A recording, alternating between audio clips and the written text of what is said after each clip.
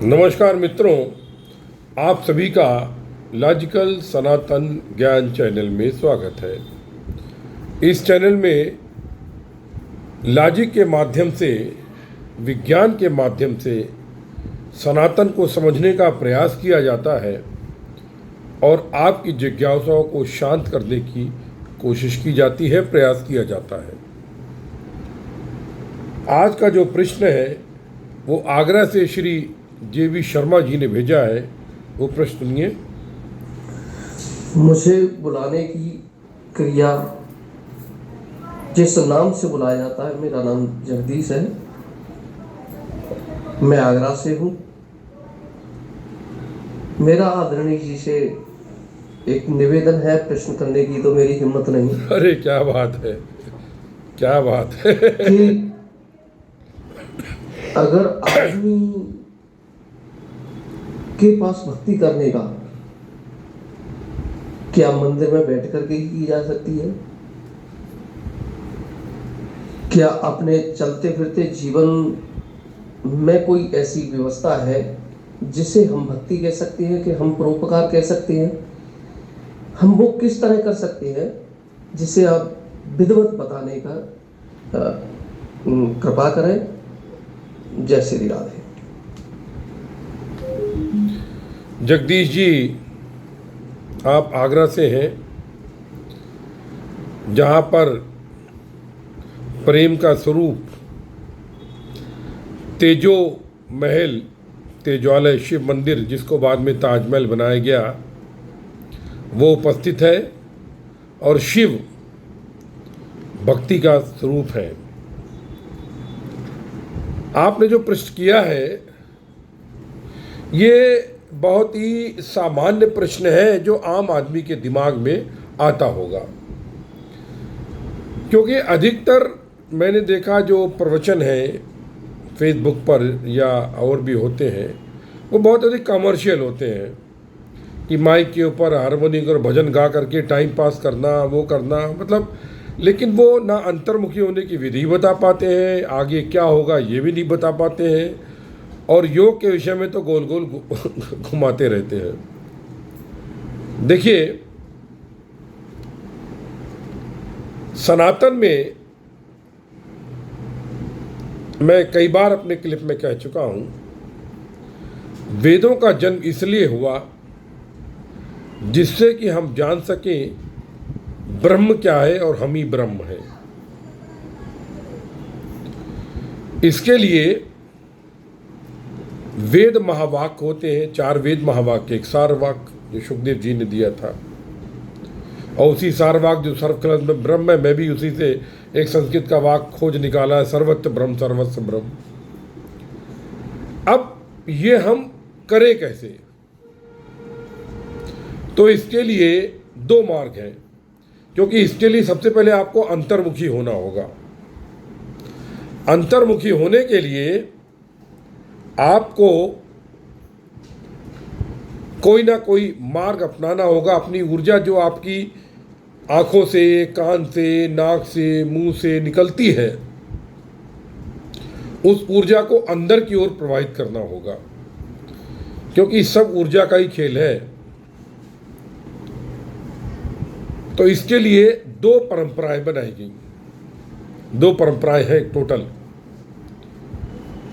एक तो उपासना का मार्ग है, दूसरा हठ योग है। उपासना के मार्ग में तीसरा मार्ग अगर कहे तो दोनों का मिश्रण है। उपासना के मार्ग में षष्टांग योग, सप्तांग योग, अष्टांग योग, ये 3 योग आते हैं। 3 प्रकार के, मतलब 3 विधियां हैं हठ योग के द्वारा। और उपासना में नवधा भक्ति आती है। नवधा भक्ति में भी सबसे पहले भक्ति जो होती है, ये ध्यान देने वाली बात देखिए, हठ योग में आप निराकार अद्वैत मानकर आगे बढ़ते हैं। भक्ति में, उपासना मार्ग में आप द्वैत मानकर आगे बढ़ते हैं। ठीक है, अब आपने बात भक्ति की, तो मैं भक्ति पर ही कंसंट्रेट करूंगा। कि भक्ति में भी सनातन में 5 प्रकार के मार्ग बने हुए हैं, जिनसे कि बाद में बहुत सारे उपमार्ग बन गए। पहला शैव, दूसरा वैष्णव, तीसरा शाक्त, चौथा स्मार्त। ये चारों मार्ग साकार के हैं, साकार, द्वैत साकार। 5वां मार्ग वैदिक मार्ग है जो निराकार का है। ठीक है। भक्ति में भी नवधा भक्ति में भगवान श्री कृष्ण ने भागवत में और राम जी ने शबरी के मुख से शबरी को समझाते हुए रामायण में रामचरितमानस में नवधा भक्ति समझाई है। ठीक है। इनके द्वारा आप अंतर्मुखी हो सकते हैं और आपकी सोई हुई शक्ति जागृत हो सकती है। हठ योग में उस शक्ति का नाम दिया गया है और उपासना पद्धति में उसके विषय में लोग जिक्र नहीं करते हैं, और लेकिन उनकी भी शक्ति जागृत होती है। द्वैत में हमको, जब हमारा द्वैत परिपक्व हो जाता है तो अपने इष्ट के दर्शन होते हैं। जी होते हैं। आप प्रयास तो कीजिए, एक जन्म बहुत है। और हठ योग में हमें द्वैत, चूँकि हम अद्वैत मानते हैं इसलिए किसी देव के दर्शन नहीं होते हैं। हमको जो सगुण निराकार ब्रह्म का साकार रूप प्रकाश है, ज्योति है, उसके दर्शन होते हैं। दर्शन दोनों में है। और हमारी शक्ति जागृत होती है, जिसको कि हम कुंडलनी कहते हैं। इसके विषय में जैसे जैसे वेदों पर शोध हुए, उपनिषद में आगे बढ़ते गए, गुरु गोरखनाथ महाराज ने, कबीरदास महाराज ने बहुत कुछ पे बातें करी। और मैं भी जो शक्तिपात परंपरा का हूँ, जिसमें कि गुरु अपनी संकल्प शक्ति से शिष्य की कुंडली जागृत करता है। उसके बाद कुंडली की कहानी अलग हो जाती है, अलग ही है मतलब। अब देखिए, भक्ति में तुलसीदास ने जो नव भक्ति बताई है, कलयुग में सभी संतों ने सबसे सहज भक्ति बताई है, मंत्र जाप। मंत्र जाप मोहि दृढ़ विश्वासा, पंचम भक्ति वेद प्रकाशा, प्रथम भक्ति संतन के संगा, द्वितीय भक्ति कथा प्रसंगा।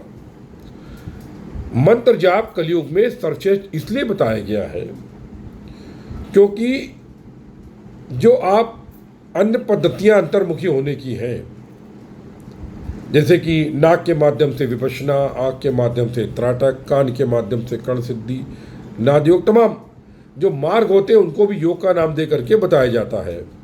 जबकि योग का अर्थ होता है आत्मा में परमात्मा की एकात्मकता का अनुभव। अनुभव ही योग है, ये सब नहीं है, ये सब अंग है। और बिना इसके भी योग हो सकता है, कोई बड़ी बात नहीं। मतलब आई मीन से बड़ी बात तो है, लेकिन मतलब ये आपको अनुभव हो सकता है अगर आप प्रयास करें तो। अभी क्या होता है, आप मंत्र जप में अगर करना चाहते हैं, जैसे आपने कहा कि 24 घंटे हर समय, आप किसी गुरु के चक्कर में बिल्कुल ना पड़ें। मैं बार बार हर क्लिप में बोलता हूँ, क्योंकि यदि गुरु घंटाल मिल गया तो जीवन भर का लफड़ा आपके लिए है। मैंने अपने क्लिप में गुरु शिष्य के जो क्लिप डाली है अभी 2-3 दिन पहले, उसमें मैंने बताया है कि शिष्य को गुरु का त्याग कर देना चाहिए यदि गुरु पद भ्रष्ट हो जाए तो। ऐसा हमारे उपनिषद में लिखा हुआ है, सबूत प्रमाण है मेरे पास। लेकिन ये भ्रांति फैला दी गई गुरुडम के चक्कर में कि मेरी दुकान ना बंद हो, कि एक बार गुरु कर लिया तो शिष्य नहीं छोड़ सकते। ऐसा नहीं है। लेकिन हाँ, अगर शिष्य की कमी से जल्दबाजी में गुरु कर लिए तो इसलिए बेटर है गुरु ना करें आप। और सचल मन वैज्ञानिक ध्यान विधि, जो कि आप अपने घर पर कर सकते हैं, उसको करने से क्या होता है, उसको करने से आपको सनातन की शक्ति का अनुभव होता है। ये शक्ति का निर्माण श्री कृष्ण की देन है और मैंने सैकड़ों लोगों पर प्रयोग किया है और ये अभी तक 100% सफल रहा है। यहाँ तक कि नास्तिकों पर भी सफल रहा है। तो मैं नास्तिकों को भी ये करने की चुनौती देता हूँ। अपने कई क्लिप में मैंने बोला है, आप सचल मन वैज्ञानिक ध्यान भी कीजिए अपने इष्ट का। इष्ट वो होता है जिसको आप संकट में याद करें, जो आपका कुल चला आ रहा है, जिसको कि आप स्वप्न में देखें। मतलब जो आपका प्रिय हो। इधर उधर के चक्कर में ना पड़े, अपने इष्ट का सतत निरंतर निर्बाध मंत्र चालू करें। सतत निरंतर निर्बाध मंत्र का मतलब क्या हुआ?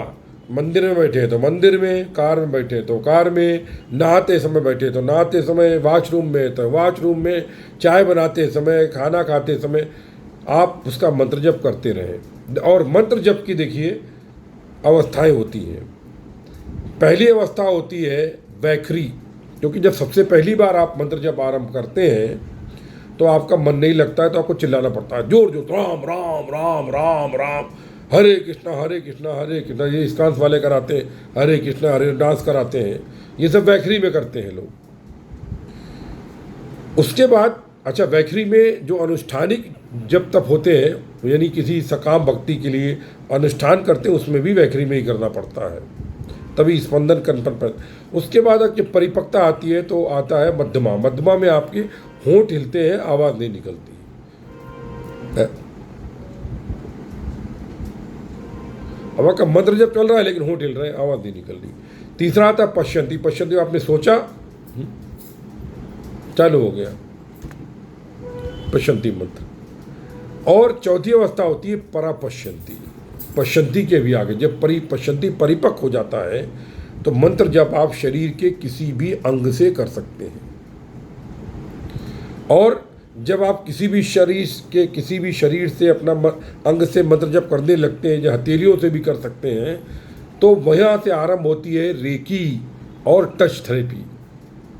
इस पर चिकित्सा और रेकी आरंभ होती है। यानी और उस कंपन में आप अपने हाथ में, क्योंकि देखिए क्या है कि जब आप परपश्यंती में जाते हैं तो उसके पहले आपको प्रेमाश्रु का अनुभव हो चुका होता है, और हो सकता है राम रस का अनुभव भी हो चुका हो। आपकी ऊर्जा बहुत बढ़ जाती है। तो आप अपने हाथ में अपने मंत्र जप को कंसंट्रेट कीजिए, और यही आप किसी रोगी के हाथ पर रख दीजिए हाथ, और उसके कंपन, अपने हाथ के कंपन मिलाते हुए जाप कीजिए। रोगी के रोग चले जाएंगे, लेकिन वो रोग आप पे आ सकते हैं, ये खरीदेगा नहीं है आप। मैं आपको अनुभव से बता रहा हूँ, भुक्तभोगी हूँ। तो ये है मंत्र जप। और परापश्यंती के बाद फिर आता है देव दर्शन। देव दर्शन में कुंडली जागरण भी होती है, और वो आपका इष्ट यदि आपको देव दर्शन दे के छू देता है तो आपकी दीक्षा हो जाती है, वो देव दीक्षा कहलाती है। और आपको वो दीक्षा शक्तिपात होती है, यानी आपकी कुंडली जागृत कर देता है वो आपको छू करके। और उसके बाद योग की एक अलग कहानी आरंभ होती कुंडली की। तो ये है, तो आप जो सलाह मान रहे हैं तो उसमें आप ये करिए, अपने घर में सचल मन वैज्ञानिक ध्यान विधि कीजिए। रात को करनी होती 40 मिनट, जब माहौल शांत हो जाए। और कुछ दिन करके आप फिर अगर अनुभव हो तो अच्छा है, आप उसका सतत निरंतर निर्बाध मंत्र जल करते रहें, और जब कभी मन करे सचल मन वैज्ञानिक ध्यान विधि के साथ करें। और इसका फल तो मिलना, ये तो गारंटी प्रभु श्री कृष्ण की है, मुझे लेने की आवश्यकता नहीं है। मैं समझता हूँ आपको अपने प्रश्न का उत्तर मिल गया होगा। आपका बहुत बहुत धन्यवाद प्रश्न करने के लिए। इन्हीं शब्दों के साथ जय गुरुदेव, जय महाकाली, आप सभी के हृदय में उपस्थित परम ब्रह्म को नमस्कार करता हूँ। सर्वस्य ब्रह्म सर्वत्र ब्रह्म।